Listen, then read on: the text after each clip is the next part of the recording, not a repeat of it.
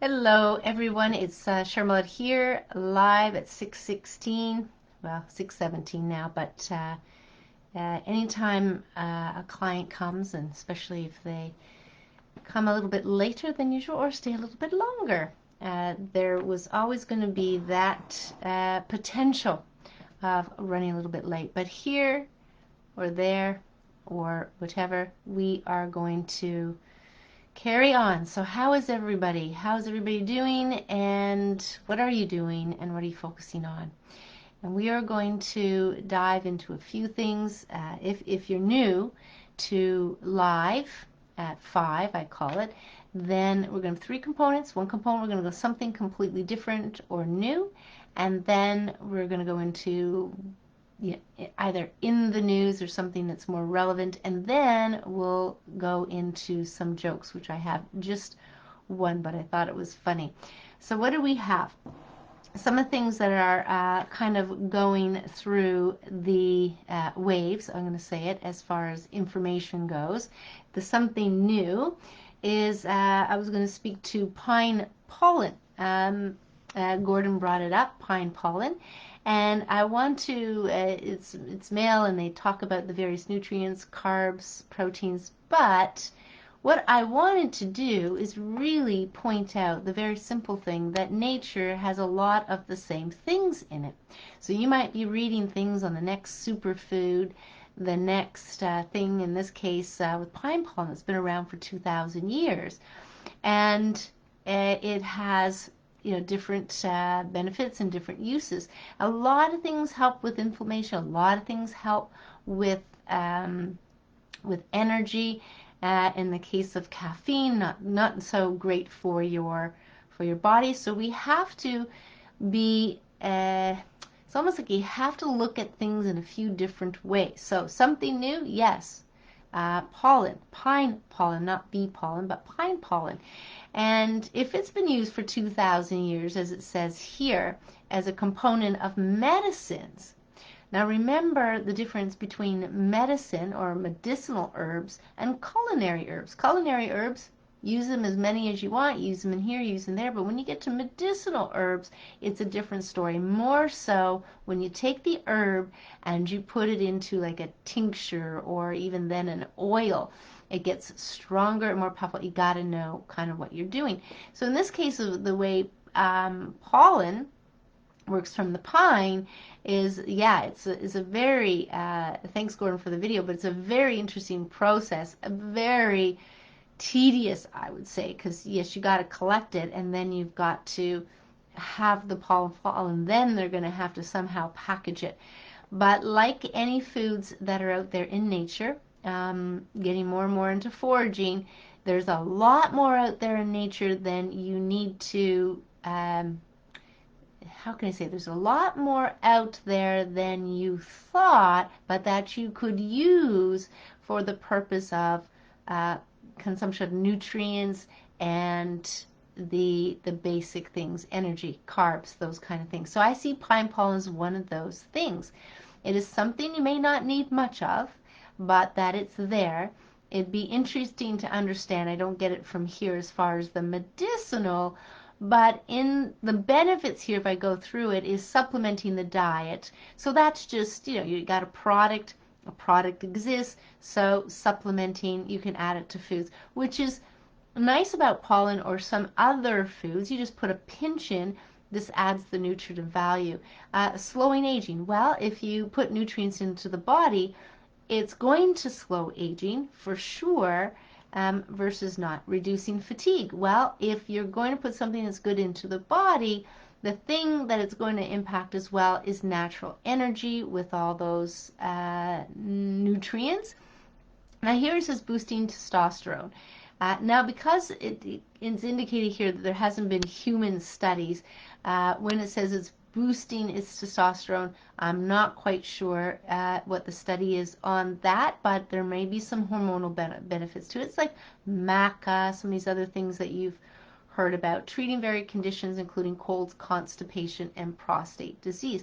So very good things all around if we think of aging, fatigue. So they've covered off a lot of benefits there. And again, if you see it and you want to buy it, there's no harm in it. I see things like the whole food, like pine pollen versus pine pollen oil, if that were a thing, would be just, yeah, play. So here's the nutrients. This could make sense because these are the various things that are in a lot of food and that our body needs. Proteins, fatty acids, that's the fats, carbohydrates, minerals, and vitamins. So it has all of those basic things in it.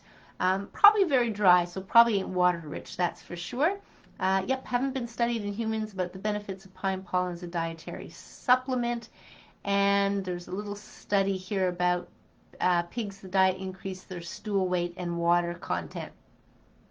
How that is relevant, I can't tell you, but sometimes increasing stool weight may mean it's helping with detoxification. That might be a good thing. And yeah, and suggest pine pollen might be good for a good fiber supplement. There's probably fiber in there. It might be easier on the system that way. So he goes on to go into certain studies. Certain studies here. It does go on to some certain studies here. 2012, 2013. Side effects and risk. Yep. Beware of the potential risks. So levels of testosterone too high can cause the following problems in male. And that is just people understanding about hormones. So I think that's always important. Allergies and allergic reactions, always important when you're adding new foods to understand whether or not you have any itchy eyes, those kind of things, watering, sneezing, and anaphylaxis. So pollen can be an allergy. Some people have very severe allergies, and that way. So there you go. But it's been used for a long time in traditional medicine, and I think it's worth knowing about and worth learning about at any rate, just like we do with bee pollen and other things and how they've been medicinal. So we have that for sure. Well, there's so much interesting going on. Holy crap. That's what I'll say. Where do we start? Without going deep into any rabbit holes, I will say, but at the same time being informed. It seems that a lot's happened in the last week or so, and things that were initially said wouldn't happen, like these vaccine passports and stuff. And absolutely, if you haven't seen, I think it's the Toronto Star, where it's a front cover where it says, yep, the unvaccinated deserve to die, and they do not deserve to have an ICU bed. That is insane. It's just bloody insane to actually think that anybody, but here's the thing. When we hear stuff like that, we can come back and take a pause, just take a break, a deep breath perhaps, and understand that where people are coming at it is from a place of really bad fear. And the fear that what is about, even though the science really isn't there, but they kind of throw the word science around, is that fear. That's just all you really have to know, is when people in this predicament where they are, how can I say it, wanting to keep the unvaccinated away from them, wanting to keep them out of the same spaces, almost like a punishing. There's a lot of fear, and they really believe in the narrative. Absolutely. So a little bit of empathy, a little bit of compassion, and putting ourselves in their shoes. They haven't read or have an understanding of what is going on. They do not. And so, at times they want things to be so clear cut that, prove it to me, but in essence, that anything you give them ain't going to be enough, because what have they done in media? They have actually, the whole FC thing that's out there, and things are being checked, and you don't have that leg to stand on when anything and everything that doesn't fit the story actually will be. It doesn't matter who, if it's a person, if it's an organization, if it's a piece of science, even though it's posted.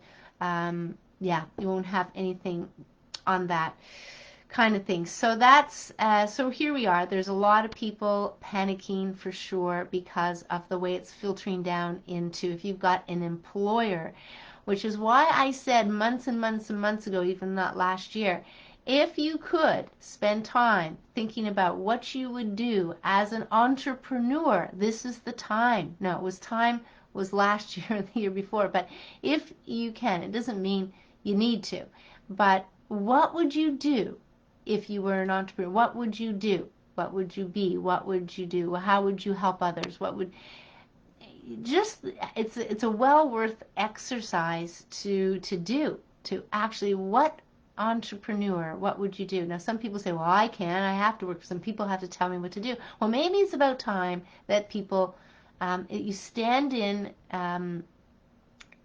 on your rock, you stand solid and go, yeah, this is the time. I don't need people to tell me what to do. I'm thinking for myself, because many of you on here are thinking for yourself, and it's a time, to think for yourself and to be your own boss, an entrepreneur. At least think about it. Think about, or not, it's your choice. But that is definitely a good time. And when people are contacting me around what to do now that their work is doing this, yeah, it's going to feel like it's a rush and panic and stuff, because that's where people are. They weren't trying to think about it too much, but you have to think about it. And for those who don't have to think about it yet, possibly, or just be informed, is to connect with Glorious and Free, connect with some of these groups, the V-Choice and Galati, Rocco, like, just be in that learning. Now some of you are going to have to pay, because I'll put a website down below that has a lot of information around rights, but understand everybody's going with the flow here. Things could change, things come up, things rock and roll and shake, so you like to think you have it all figured out, but it's not that way. So more than ever, it's important to be open and to go with the flow. Go with the flow. It's probably one of the key things I'm going to talk about on September 22nd, the prelude to the going with the flow, and how it's easy to say going with the flow, but there's other things that can be understood and looked at, and that's it, to go in with the flow. So definitely more than ever right now, it is going into there, but we need to know people that we have supports, and it is going to be a good thing to be supporting it. Yes, you're going to understand that the information and the updates, the now what's going on and the stories, they're going to be all part of that. That doesn't mean you have to be in there every hour, to be looking at the post, to be getting informed. That's another form of CV, where you're spending a lot of your time being informed, when it's good to be informed, but also we need to still live, or at least do the things that are going to put us in very positive, but still living, still living. And the Monarch project for me is one of those things that cropped up that's it's just beautiful. I mean, I love to take pictures, video. I like to see things with my own eyes, and just to see the life cycle, the transformation, but also observe and notice other subtle things, and to bring the Monarch project into life as to how does it mirror life. That part of nature, every part of nature mirrors life, which is why I've got to get on the lessons in nature. But the September 22nd presentation I just uploaded today, I apologize. I've had so many technical incidences here that it's such a great learning. I'm going to be in great shape after all of it's over. But it takes time, and some of you know that certain things take time, and more time than you could have expected or wanted to. Well, you got to go with the flow. Every part of our life is going with the flow. Not just this event, not just what our employer wants, but every aspect of our life. So you spilled milk, so what? Yes, spilt milk. You got in an accident, so what? You got in an accident. Go with the flow. See what it means for you. See what it represents in your life, going into other topics, patterns, anything like that. That is, that's important, that we're learning and growing at the same time as going with the flow. I'll tell you a story. So I went biking on Monday, which is the reason why I didn't do live at 5. I do not have Facebook loaded up on my cell phone. I do not. I don't like looking at small screen and any of that anyway. So I'm trying to keep no wearing eyeglasses for as long as I can. So on a bike ride, it's I think it's like 17, 18 kilometers one way and then back. Don't we end up in this bridge? It was an old train track, and we end up on a bridge. It's about a half a kilometer long, and I decided that, we don't want to go sit in the forest or the woods or at the end here or there, but to sit right in the middle of this train, because the view was amazing. It was 70 feet down to what I'd call, well, there's a river down there, but marshy too. A barn on one side, you can see some houses, forest, drumlins, and they had a sign. They had a sign that was there that told you the history, talked to the drumlin, talked about its uses, the dates, times, all of that. And they had a picture on the bottom right-hand side of a group of cyclists, but elderly people that obviously are going cycling on the trails, and they're on the bridge, and they took a picture of them. And they're one group from the nearest town, I think Peterborough. So we're there having food, and here comes these bicycles, and the person who's in the lead, there's another gentleman behind him, and then some couple ladies behind. But he says to the other guy, look, read this. And my cousin goes, look at the pictures especially. So he recognized the guy as being the lead guy in one of the pictures. So here's this fella who's in this sign board, and he's there showing them. So we started having a conversation. I had brought 2 extra pieces of Irish soda bread. I don't know why. I knew I just needed to, because I knew I had enough lunch packed for us. And he and the fella shared a piece, and then the 2 ladies, they shared a piece. And I asked him what his name was. Bob. So Bob, probably Robert, he was the fella in the picture. And so I took a picture of him, because there's no coincidences, and you just have to go with the flow, and all of these fun little encounters, I'll call them. And they can be with people, but they can be with other things as well. But just fun encounters. Another fun thing that happened on the Monarch project, but not so fun, but interesting observation, and we'll see how it goes. You have to stay tuned for this one. So there's 14 Monarch caterpillars in total that I've had in the basket home. And the last 3, I just released 1 Monarch butterfly this morning, so I have 3 chrysalids. But the second last caterpillar turned into a chrysalid, so I watched it, and it wiggles and jiggles like I can't even tell you, to get off its skin that pushes up to the top. And I've watched one take 30 wiggles, and I watched one take 15 or 16 wiggles. This one couldn't get it off. It was up to 60, I was counting. And I don't know why I was guided to count it, but that is the nature of observing, and it could not get off. So I'm going, it's going to run out of energy. I mean, how can it sustain? I mean, it's seriously wiggling. When you see the videos, when I eventually get to, I'm still finishing the project, and I wanted to make it, how can I say it, whole. But so then I walked away for a bit. It calmed down. I said, okay, that's it. It's going to be there. But when I came back about 10 minutes later, it was on the bottom of the home. So fortunately, it was soft. I did have some paper down there, so it landed on there, but it made itself flat, so it would be soft at that point, just turning into a chrysalid. So I could see a couple of dents. I'm not sure if that's from the side of the basket may hit it because it's wiggling and it was close to the edge, and then eventually was lying down.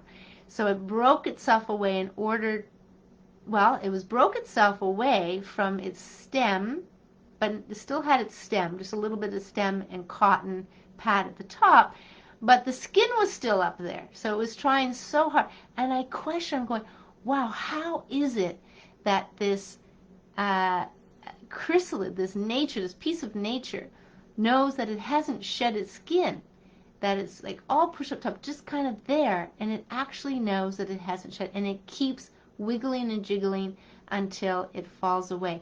It's so sensitive must be the cocoon and this chrysalid in its form that it knows to just keep wiggling and jiggling until it takes it off. I don't think it'd be a problem if it was on there. From all the butterflies that have come out, it would not be a problem, but yet it wanted it off. So it stayed up there and it fell down. So I'll let you know how this butterfly makes out, seeing it dropped. It's only about 5 inches that it would drop, but it was soft. So it made an impact enough, and I took some pictures of it. But there you go. Let's get back into some crazy stuff. Wow. San Pellegrino has graphene oxide in it. Who knew? The idea is what I have learned about graphene oxide with the website that's just about that, what it's used for. It's used in the masks. It's like a very thin layer of carbon, so we're carbon, but the idea is what's the processing, because it's no different than oil seeds when I lecture about fats. If you take sunflower seeds and you make them into an oil, and through that process you've fairly high heat, bleached it, deodorized it because it smells because you heated it and it turned color, so you have to deodorize it, and then some, so you can put it in a bottle and put it into your cupboard. That process in itself, a wonderful sunflower seed is a sunflower seed, and when they turn it into oil, it's a different product altogether. So I wonder, we hear carbon and we think, yeah, mostly things are made with carbon, but understand that the process of making this thin sheet of carbon means that there is a different product at the end, and there's problems with that. So obviously by putting in the mask carbon, we know carbon, if you can filter water through it, it takes out the impurities. So for the mask, you can see why it has in there, but I'm not sure the level of toxins that are in there, but it does speak to that on the website. So the idea is San Pellegrino, made by Nestle, actually has graphene oxide in it. I'll grab the video and I'll post a link to it, but you can see the graphene oxide is actually magnetic. So he actually does a few things. He must be in chemistry, but he is speaking a different language, and he put the magnet up, and you can see that the material that's kind of left over, that's gone to the bottom, is magnetic. It's following the magnet up. It's following the magnet up. So food and labels, that's where I want to get to. Reading the labels is one thing, but even eating foods with no labels is the way to go. So let me kind of repeat that again. Many of the foods that have been made into a product or a food or a meal or whatever have labels on it. Now, I doubt Nestle actually puts in the graphene oxide on there. I doubt it. But that's the thing about moving from reading labels to food without labels. And so if you move from reading labels because you don't really know what they don't put in there, to foods with no labels more and more, then you won't have the issue or it won't be as much of a worry or concern at this point, especially if you're doing organic in your own garden. But that's the thing. Do we really know what's in the food, even the label? Because there have been other things. I'm going to describe what can happen. This is I come from food processing. In the machinery, so you can just imagine machinery, let's say making dough, because there was a bakery that I used to work for. So you have a dough mixer, or you have, let's say, it may not be the best example, but let's say you have food traveling through various pieces of equipment. You need the non-stick kind of equipment, otherwise things won't travel through. So quite often there's going to be a finish, or in some cases they actually spray things, or in other cases, how do they clean them? Well, if they've got to clean them, they've got to use chemicals, and this is where the hexane gas comes in, if I'm remembering the right one, where they will use things. So remember, just to keep things moving along, they'll use vegetable oils, let's say, some sort of oil, some sort of a lubricant, very cheap vegetable oil, or in the cleaning of the equipment that the food goes through, they use chemicals as well. Challenging to watch. At times they keep interrupting you. Yet always looks okay for me. I guess yeah. You know what? I might have to just do live on YouTube and see what happens. So when it comes to foods without labels, I'm absolutely saying to people, and water from a good source. You've got all these drinks out there. It is easier to mix things in drinks than it is to mix things in some other things, because you may notice it as well. But looks like this GO, I'll say, is absolutely can be mixed in this case, water. So very simply.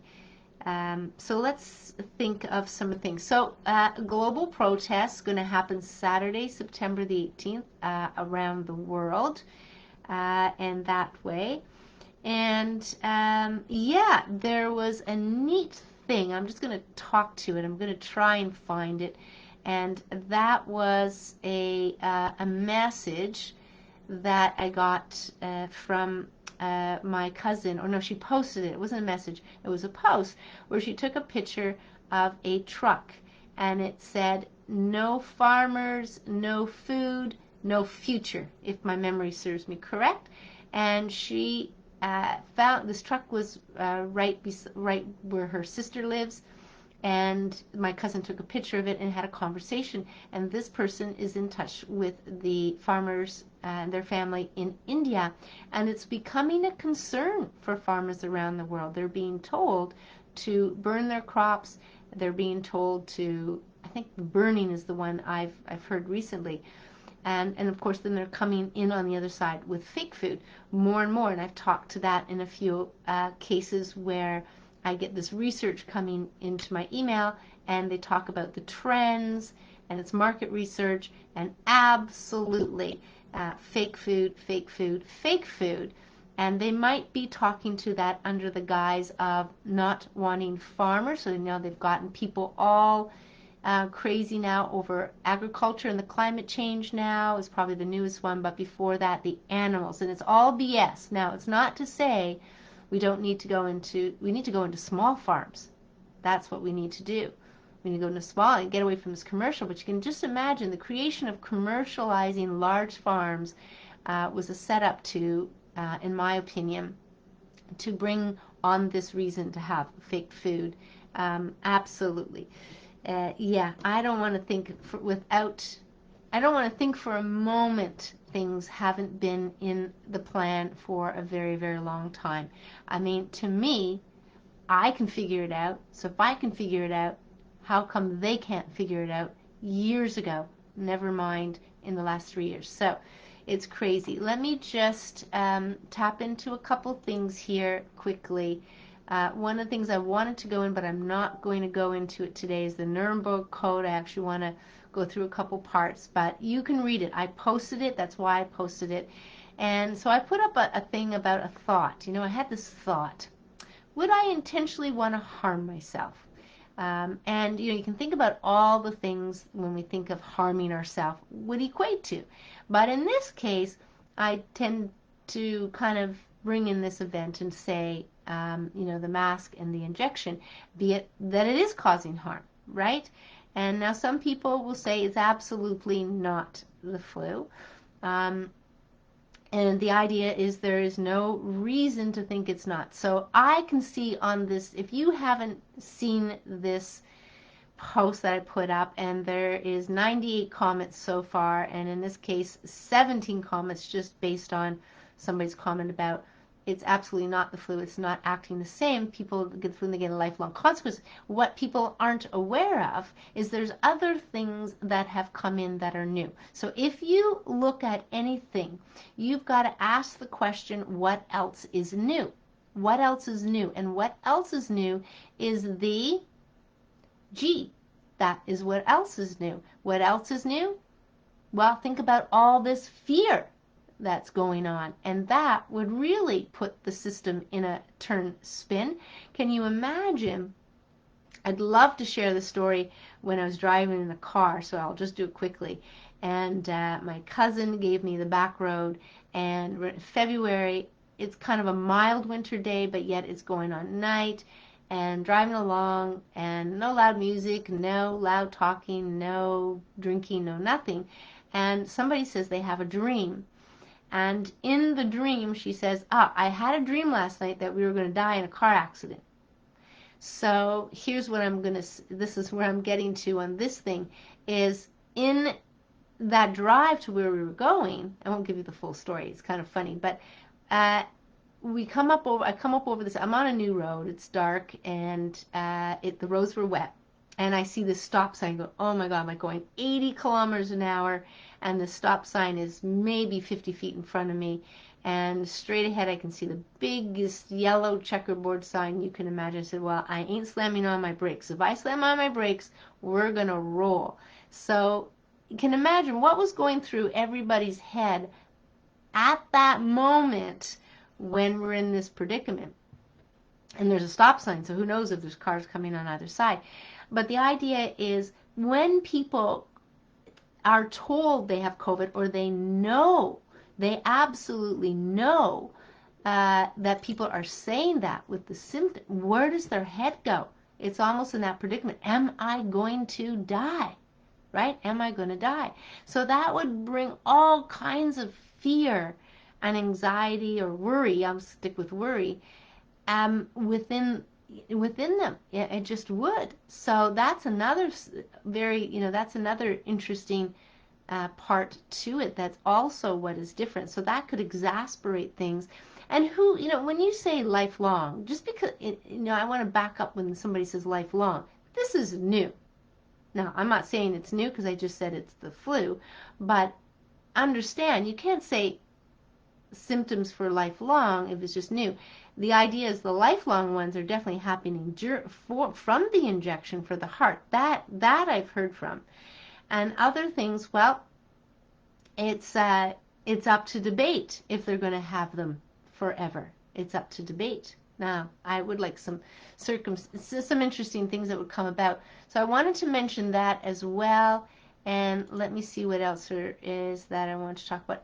Yes. So a respiratory, my cousin sent me this as well, Pauline. I believe he's a therapist. So he's been on the front lines, a respiratory therapist on the front lines.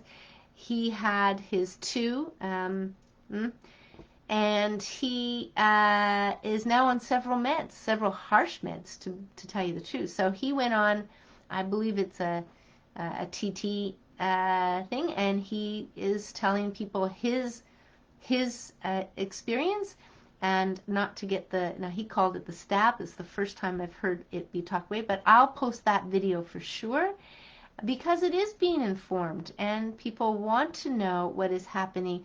And if you don't think about it and just completely ignore it, it's like anything, you ignore it, it's going to pile up. It's going to make that lump underneath the rug, or the next time you open up the closet, everything's going to tumble down on you. So there is an amount of awareness and connection here, and time we're spent to look at different things. But it is knowing what to look at and what to not look at. So let me just see there's one other thing I wanted to do. Yeah, there's certain things that make you think things aren't going to happen.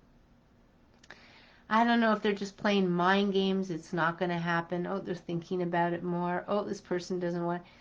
Sometimes I think it's just mind games that they're playing. So we'll see what kind of happens there. And there was one thing I wanted to. Oh, let's just see if I can get it here. Good old John Rappaport. For Rappaport. I wonder if he's French, because that's how you say it. Don't go say Rappaport. About Rappaport. So CDC, FDA, smoking gun of smoking guns. They confess they had no virus when they concocted the test for the virus. They didn't have any. That was already confirmed through the WHO, and obviously they didn't. They contrived a model, the fella from UK that didn't have any success in previous models, by pretending to find what they wanted to find. And it's called a self-fulfilling prophecy. So this is the con, and then creating the crime and driving people, what is it? The crime that drove millions of lives and economies into ruin. A little bit of drama there, but at the end of the day, where are we? Where are we? Literally tens of thousands, have passed on due to that. So it's all documented, and who knows if that's all it is. I have to tell you, the majority of the people that I speak to still do not report anything. Nah, I'm not going to report it. I'm fine. And it's that kind of attitude that doesn't help the whole. So if some people say, oh, you better get it because it's all for the goodness of the... Well, you know what? They're not even doing it, to tell you the truth. That is the crazy part about it. So, sneaky. That's what I'm going to say. Sneaky, sneaky, sneaky, the way things are played. And there's time to sit with some of this stuff still, but not time forever, if that makes any sense at all. Other than that, let's, I wanted to get this joke that Vern said, so I got to find it here. Let me get it. Oh, it's a good one. It's probably easier if I just Google, search in here. Because my Outlook is not working, I don't have the ability to open all these things. But here we go. So imagine. This is one of the, I think this is one of the jokes I put up. It is going to be in the pun book. But so imagine you have two books. They're on their feet, and they're having a conversation. And the one book says to the other, "You look so much thinner." And the other book says, "Thanks, I had my appendix removed." So funny. I'm going to try and find this. This is called 2009 Sardanic Salad. That's the name on this, in this joke. So that's it. That's all, folks. Wow, it's Wednesday, and it's been, I guess, 9 days from the last Live at 5.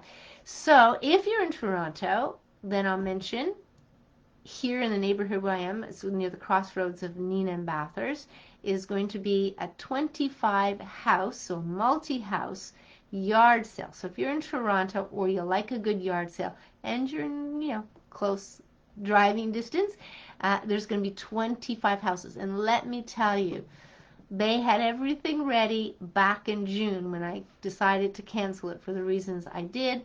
And so now people are itching for this yard sale. And we usually have thousands of people that come out. And it'll be fun. It'll be a lot of fun. And who knows, you're going to find your treasures and get to meet people and stuff like that. So as far as I know, I think, I'm not sure when this mask mandate thing is up, but yeah, they might be looking for that kind of stuff. Distancing, so to speak, when you can't get it outside anyway. So I don't know what all of that is about, but my neighbor's having his concerts. He's an emergency doctor, and I got an email the other day, so he's going for it. He's got 2 concerts planned for the fall, so that's good to see. And there is more and more people coming out because they've had the injection and they have not so good results, unfortunately.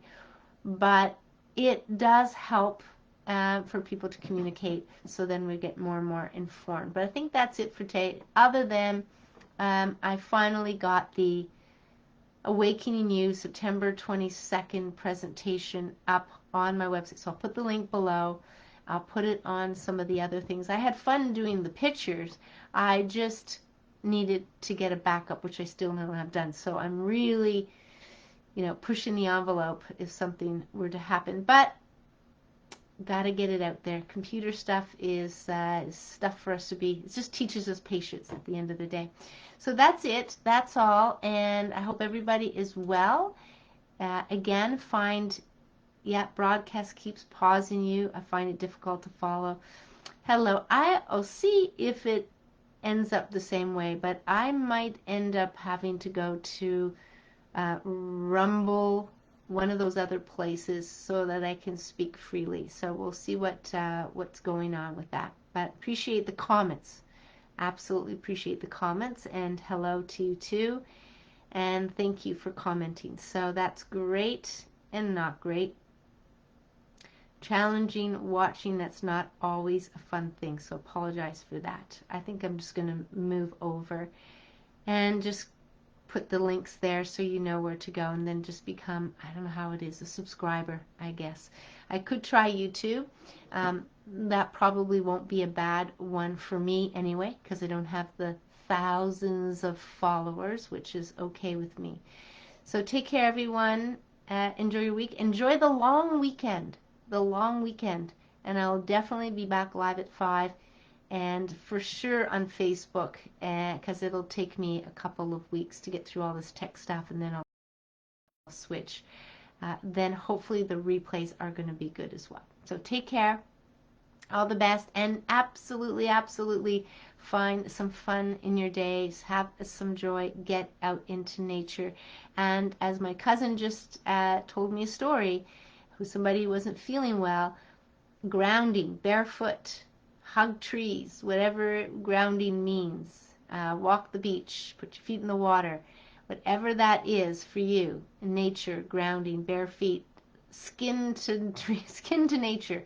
That's what we'll call it, skin to nature, and that will be helpful. So work on it. We'll all work on it. We'll put more of it into our lives, and that's going to be just as healing as the fresh air and the sunshine for the vitamin D. So what a combo, what a triad there. So take care, everyone. Enjoy. Bye for now.